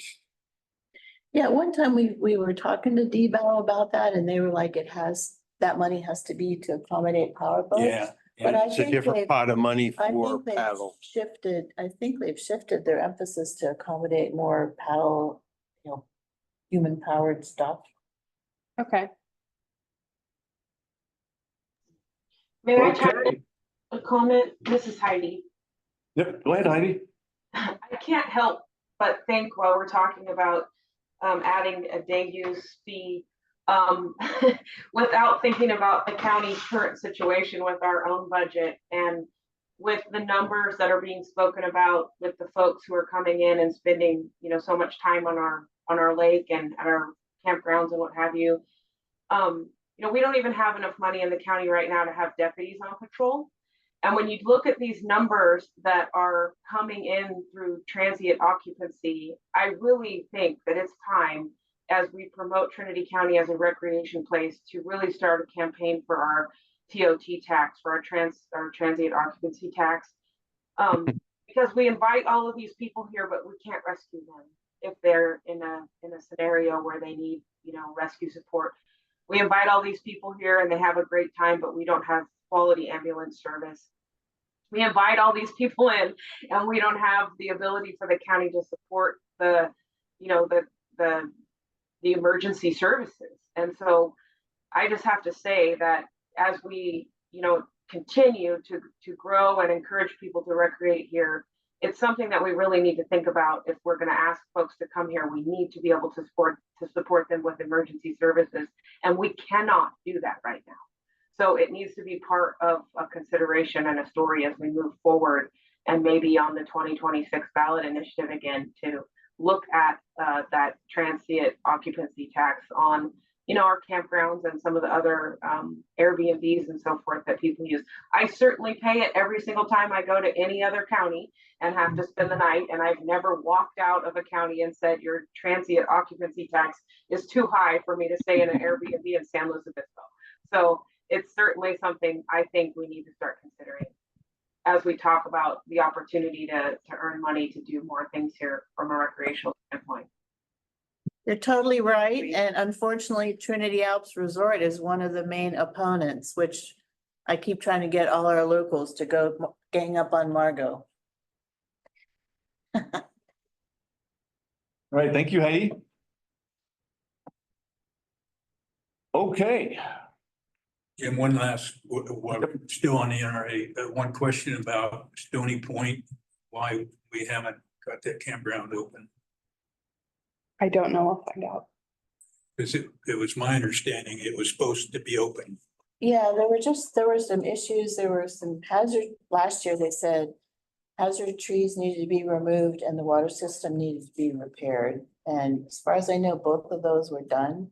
So maybe it was just that it wasn't in the Shasta Rec agreement that they open it this year. Because what we see, So the water system that was repaired was only a fraction of it. There's still more of a leak and it's possibly underneath the highway. oh, we just put it under there? Yeah, where they went across the highway, it's under there and we're suspecting the leak there.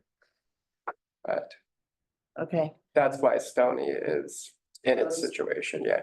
But we have our swim area and our group site that are there. But what happens is when the lake's up, people park where the gate's closed and they walk through the campground to fish. Right. Yep. The water system, it could be converted to a day use area. It doesn't have to, I don't think there's anything in the regulations that says we have to have water. Mhm. So, Put a porta potty. because we'll be. It's a good idea, but. Okay, anything else on NRA? Before we move to Bowerman, we are gonna give Amanda a shot, because I know she's got to get out of here at noon. So Amanda, you want to give your report here? Yeah, thank you so much for letting me jump in here. Let's see here. I'm going to pull up our trip data that we've been collecting so far. So we're in the thick of our season, and I'll just to remind you all, we have 84 days planned this summer, and we're like almost into our halfway point. So currently we've been able to get quite a bit of trail work done in the Trinity Alps already. And I think I was able to report the Waldorf crossing trip back in May when we talked last. But since we've seen each other, we had a totally amazing group that went up Canyon Creek, and they really worked hard. they cleared all 8 miles of the trail. They had something like 55 log or more log outs. I'm gonna post a few pictures here in a second when I'm not talking about, there was this crazy log jam that happened a couple of years ago past the trail junction about 7 miles up if you were to take the trail junction to Boulder Creek Lakes, but if you keep going towards Canyon Creek Lakes, there was this straw, pile of old growth trees kind of crisscrossed with each other, 3 tall, so you have to climb up one old growth, climb up another old growth to get up and over the third to get over the trail. And so this was like a particularly bad spot. So we have some pretty awesome photos of the group clearing that out that I'll share with you guys. And then there was an avalanche last winter with that epic winter we had. So they just did so much work up there. They were able to do some brushing, about a mile worth of brushing, but it was mostly all about log outs. And there were 10 of them. 2 Forest Service staff were a part of that group.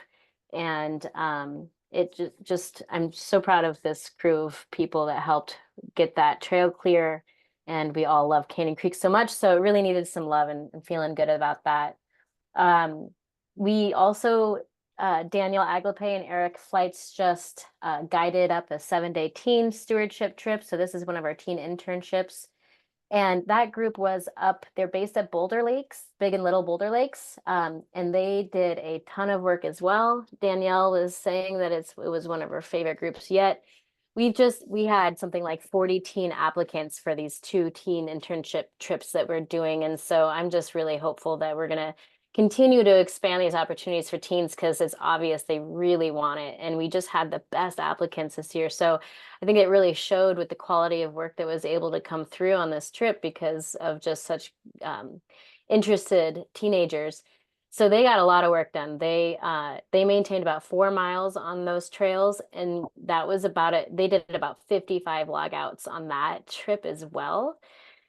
There was a lot of damage, a few years ago from the river. Oh gosh, was that the river complex? Yes. And so they're still in there doing a lot of, work, and they want to get back in there next year to do it too. So this is the second year they've gotten in there with this teen crew to just do wildfire remediation trail work.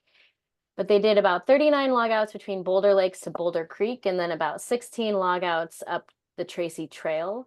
They were able to retread a lot towards Boulder Creek as well, and worked through a lot of the burned area between Boulder Lakes and Lion Lakes. There's still a lot of work to do back in there that they'd like to get back to next year when they do this again.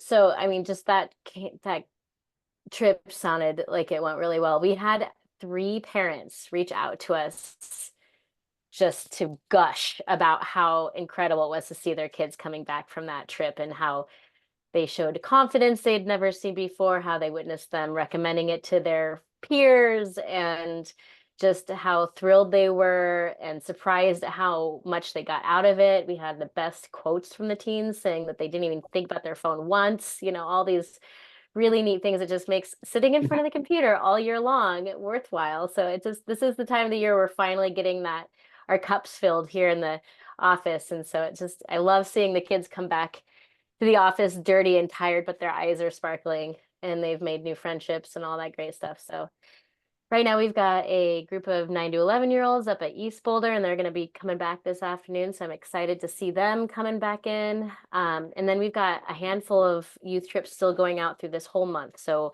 about 2 trips a week is what we still have planned for the nenext few weeks. And then next week on Monday, our second teen internship trip leaves, and that's the botany field science trip. They're going to be doing Klamath Mountain botany surveys with Cal Poly personnel, but they're also going to be able to meet with Cal Poly professors that are up at Emerald and Sapphire Lake doing geology studies. So they just get to do all kinds of cool field science work. So I'm looking forward to how that goes. Well, so far we've got 20 miles maintained between some of those trips that I've mentioned already, and we have 30 more miles in stewardship that we are still planning on doing before the end of this season. So I'll have a lot to report still when we see each other again next, but we're just moving and shaking over here. My brain feels like it's gonna pop every day with all the stuff we have going on. Oh, and I do want to All say to right. Carol, sorry, really quick, is that thank you so much for helping to recruit and share about that Swift Creek Trail day hike we just did at the end of June. And actually, I got a call from Eric last minute saying that he had scouted the trail, and it turned out they didn't need to brush that stock bypass trail. So we rerouted the group. We had another group of volunteers join us for this day hike up, and we rerouted them to Shimmy Lake, and they hiked all the way to Shimmy Lake and then hiked themselves down. And they logged out about 10 trees on that trail and brushed a couple of miles from Shimmy Lake down. We have another day hike scheduled for later in the season that's planning on brushing from Lake Eleanor up. So hopefully we'll really, get that trail in shape, because we actually did a lot of work on it last year. We did a lot, like 70 plus log outs on that trail system last year. So yeah, it feels good to kind of be buttoning up some of these trails we've put a few years in on. 1 year will just be strictly log outs, and then the next year or two will be a lot of brushing. So we're getting to that point with some of these trail systems, just in time for a winter to kind of like throw a whole wrench in it and have to start all over again, but that's what it takes. Hey, Amanda, just real quick, the last week of June, me and Stacy went up, we went Hubbo Gulch all the way to Grizzly.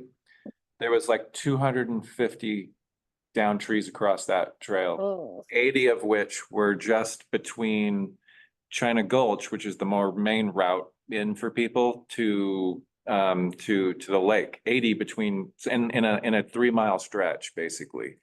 And Yikes.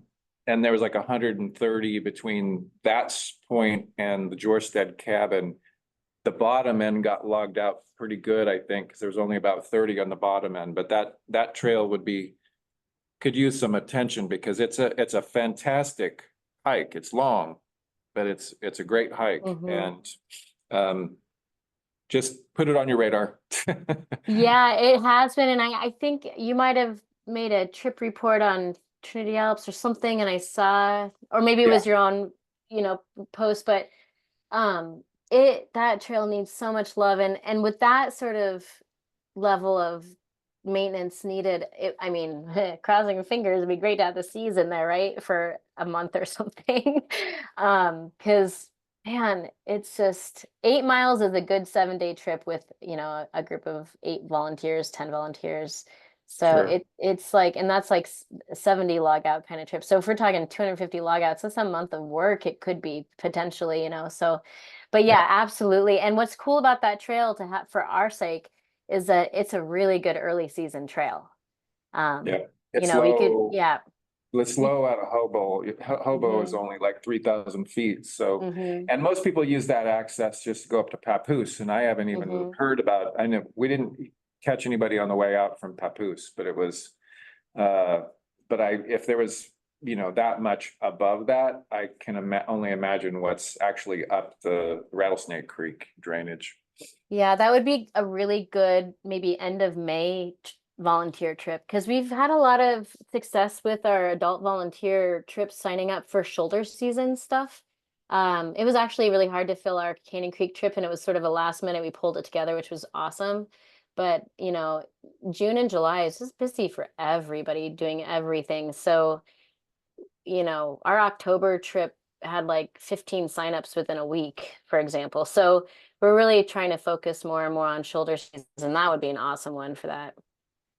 Awesome. Mike, you had a comment. So we do have a backcountry crew working to China Gulch towards the North Fork Trailhead up there right now. Okay. I do have a Nice. trip. Off the Siskiyou side? I believe so. Because we were also hearing that there was a humongous blowout, like we saw nobody for 5 days, because we went Monday through Saturday, and on Friday we came off of Grizzly. There were people coming up and over the ridge.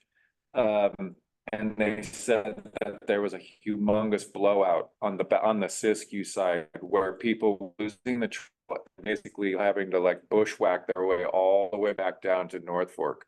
So would that be the Cecil Lake Trail to the Salmon Summit? Yes, We also have another crew out there right now too. good.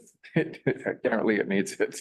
Yeah, we have 2 crews in that area working. Right on. Well, thank you, Amanda. Wonderful report. Yeah. Any questions for And I'll- Amanda? If you got anything to share, Yeah. you go ahead and hit the share button if you want to throw out some pictures. Oh, up there. yeah, I do. Thank you for saying that because I was just now looking to see how to do that. So I'll put a few photos up for you guys to see of our Canyon Creek and then our team crew that we just had come back. So thanks, everybody. All right, thank you. Thanks, Amanda. Thank you. And thanks, Mike. Or Logan. Logan, I know I look like. sorry. I interface with your dad a lot. Okay, well, she's getting those pics up. Any Bowerman Barn updates? What I have is that it's been submitted to contracting and they are doing their thing For the engineering. for the engineering. Okay, and that's for the, to hire the engineer to do the foundation work. Oh, okay, cool. Cool. And we did do docent tours over Memorial Weekend. We had tons of people. Nice. Yeah, Yeah, 40 or 50, something like that. yeah, we had 40 people. Awesome. Where do you advertise that? Oh, it's in the journal. We have all the flyers at the campgrounds. We put it on our Facebook page. So yeah, we get, I mean, good mix of people. We usually, they sign the guest book sometimes. We ask them where they come from, and it's a good mix of locals and people from out of the county. We can, What's the Facebook page, if you don't mind me asking? What's it called? It's usually, I put it on Trinity County Community, Okay. flyer up. And yeah, I mean, there was a nice press release in the Trinity Journal on activities for Memorial Day weekend. I think the Historical Society hands out flyers for us. Put them at KOA. Yeah, I'm at the KOA and that stuff.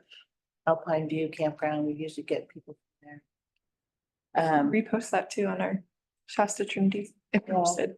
Okay, we're still dealing with vandalism, you know, people that broke the back door again, so I still have to fix that lock. And then we didn't do tours this 4th of July weekend. A, it was really crazy, and B, the bats are back. Oh, So that maternal colony of the Townsend's big-eared bats, so not supposed to do tours when the mama bats are there. Do you do anything about the bats? I mean, are they treated in some fashion or do you just leave I them? mean, they're wanted to be there. They're wanted. Yeah, they're a protected species and it's just the maternal colony. It's just the female bats with the babies. So once, I don't know what the term is. Bats don't fledge, but once the They're weaned. once the They're made. babies are weaned and they're gone, then the colony disperses. Oh, They're only there for like 6 to 8 weeks, something like that. interesting. fascinating.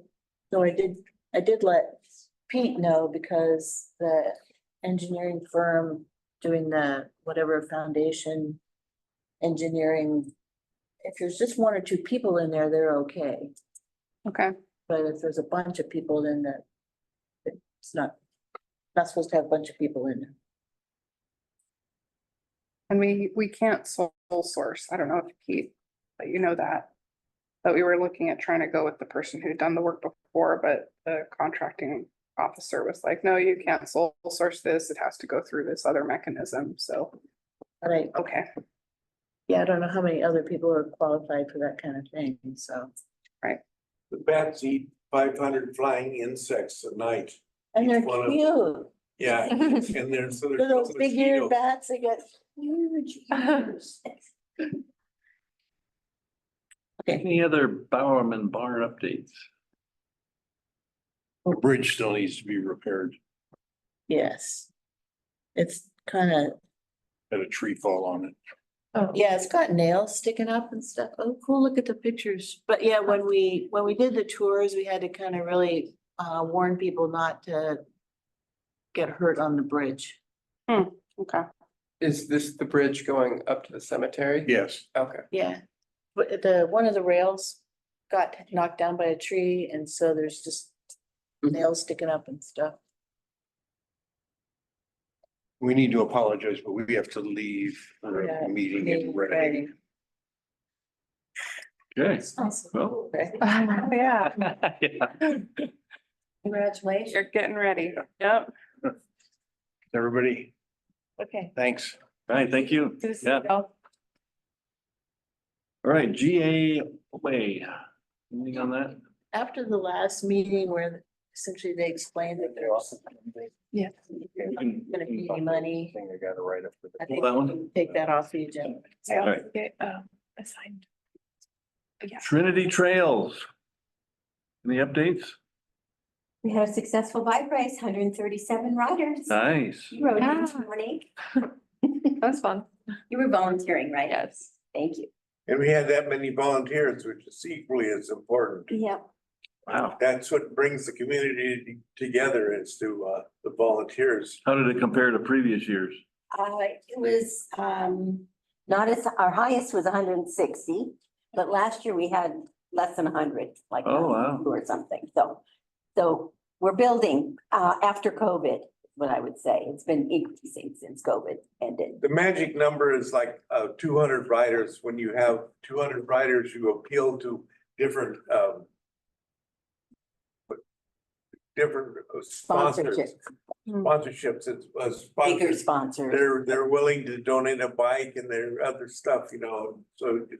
And how far of a draw do you get? What's the kind of like the farthest, We had somebody from Montana, Reno, and Oh. Washington this year, but our biggest draw is Bay Area, Sacramento. Of course, Reading and Eureka are bread and butter. yep, okay, cool. But yeah, it was very successful, and now everybody's just kind of regrouping and figure out what the next thing is. Right? We generally make about 10,000 a year that we put towards the bike park. Mhm. Cool. And we're about to do the second phase of the bike park. And we need another $500,000, so. And usually, Jack Leinhardt is here to report on this from the Watershed Center, but they did a wonderful job this spring. Not only the Watershed Center, but I think there were CCC people up there. Our trails were just great. Good shape. Good shape for the, Awesome. everybody Everybody commented that on. raced on them said, Yeah. commented on It's the really trail. nice. In fact, one guy his job was to maintain the trails in Washington and he raced. And he said they were the best trails he'd ever see. That should bode well for future, yeah. Yeah. Word of mouth. Yeah. Oh, big Word time, of yeah. mouth. Very good. Well, congratulations, yeah. Okay, I don't believe we have anybody from Watershed. No. Nope, I guess it's me. We're bumping up on time, so I'll keep it short. Just prior to the race getting happening, we were able to complete our final deliverable on our last RAC funding round for the Wood Basin Trail system, which was to get the kiosk put up at Mackenzie Gulch. It's still they were working on the roof part, but it got stood up. Some of our crew folks called up Robbie and he brought over his excavator and dug out the holes, which saved us a ton of time and headache and pain, because that was like when the heat was starting to kick in. And so we were able to, they had a flatbed, so they moved the whole structure of it, just dug the holes out, dropped it in place, and we got the actual kiosk up and installed with the map and everything. We will be finishing the installation of just the roof part any day now, really. Like it's built. We just need to actually do the installation of it. We talked about it at our staff meeting yesterday. And that will be done. So that's exciting. Beaver Basin Trail System RAC Phase 2, I guess you could say, is executed now. So we'll be probably starting in on that on the fall. We had some additional funds through our stewardship agreement for trails. So Arvel's going to be connecting with Robbie to get some more work done, kind of finish out that funding prior to its deadline before September 30th.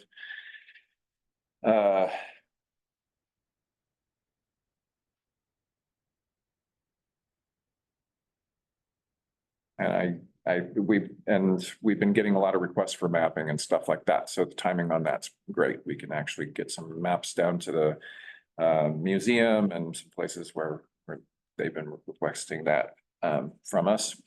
Get that our maps updated with the change of status for CV and sweepstakes and all that kind of stuff. So we're pretty much there right now.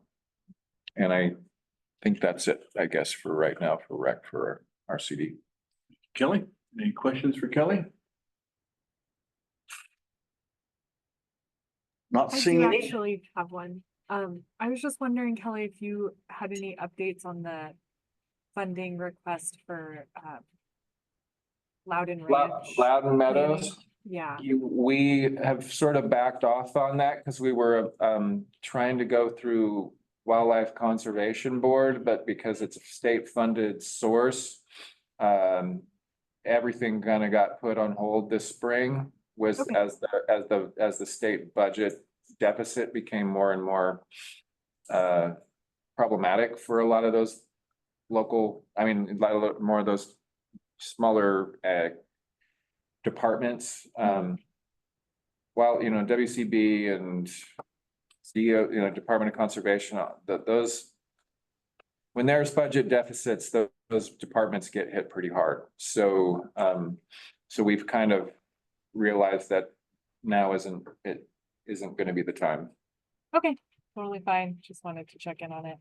Yeah, we were following up on that until we started hearing about a $64 billion budget deficit that then got reduced down to like 37 billion or whatever it was. So all those departments basically kind of shuttered up and said that we're not allocating funding right now for anything. So and that is likely to probably just based on my observations, that's likely to continue probably over the next 2 to 3 years.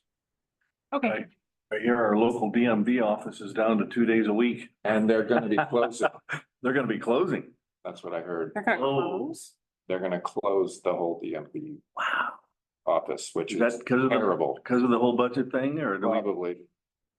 Wow. oh, Which is terrible because It is the terrible. next closest one is Reading and that office It's is a zoo. horrible. Yeah, I've heard people that come here to do their DMV stuff because they don't want to go to Reading. It saves them time. Yeah. Yeah. I will on this topic make a plug for the AAA office in Reading. You can do just about everything there too. That is And- true. Yeah, you Yeah. can do a lot of your DMV stuff at AAA if you remember. Yep. Okay, Yeah. other topics of interest. DMV, office closure. That's a good one. A little bit of a tangent. but- Okay, agenda billing. I do have the Caltrans that Pete brought up, so I guess we'll try to get an invite out to have a rep from Caltrans come and give us an update on the Stewart's Fork Bridge. Yeah. The other one, Was that it, Pete, or was other? yeah, just that, and then we could maybe daylight the possibility of what we need to undertake to get some turn lanes in there up on Highway 3 Yeah.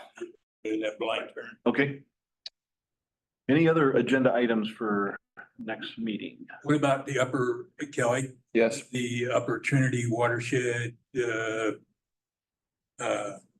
acquisition? I haven't, I know that they had some deadlines and I haven't heard from Nick. There was a possibility that it was gonna fall through, which was bad news. So I have not heard, I'm meeting with Nick on Tuesday, so I'm gonna ask him for sure then. And because they were expecting us like millions of dollars to be coming through in June, and I don't know that that happened. So, so that's about all I know right now. So, yeah, which would be devastating. Keep our fingers crossed. Keeping our. Was that state money too? That was supposed to- There's state money, it's like a conglomeration of state, federal. I think there was a couple $1 million that Huffman secured, so I know that money was available, but I think there was like Civic Land Trust and a few other, you know, conservancy type organizations that were supposed to be pulling through with the funding on that, and there was like one last bid. This was to to acquire 11,000 acres of Michigan cow properties in the upper Trinity River watershed above the dam. That would then basically go into like sort of a LLC land trust kind of situation that would be essentially the watershed center owning it. Then we'd be able to go up and do all kinds of restoration and different kinds of land management on that property. And so, and he's been working on this for years. And so, the last that I heard was that there was this one last significant piece that had not come through just yet. So I'll inquire with him next week about that and let you know. So that's what I know about that. I think we are at the end. Anything else anyone has to share for the good of the order? What's the time and location of the full collaborative next week?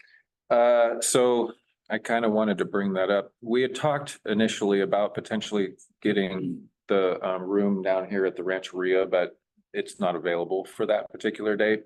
And they won't do standing meetings.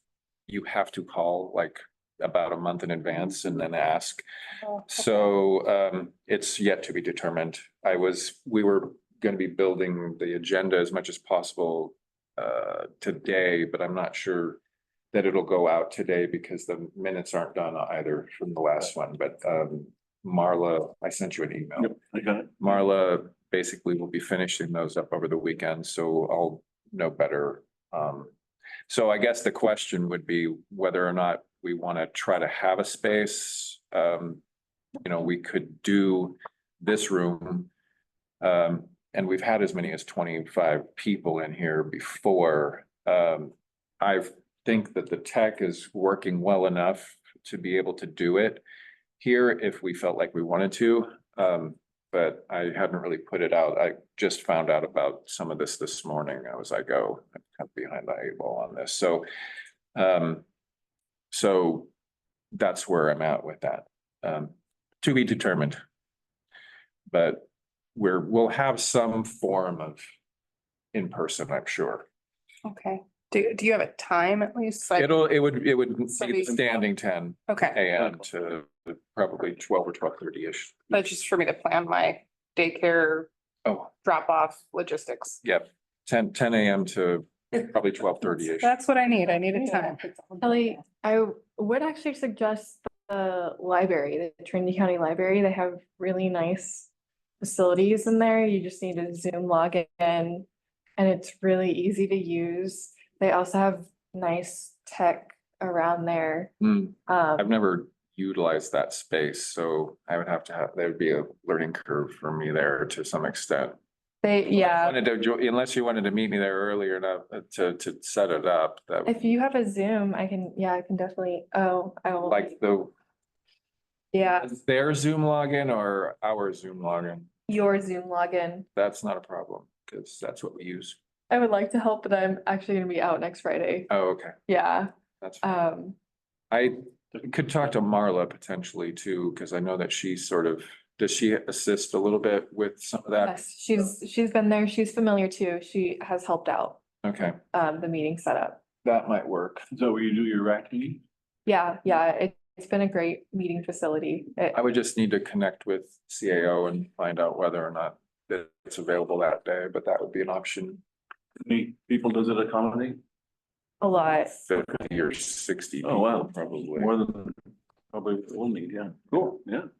For public meetings, there's no cost, I believe, for service, but for non-public, it does have a cost associated, but.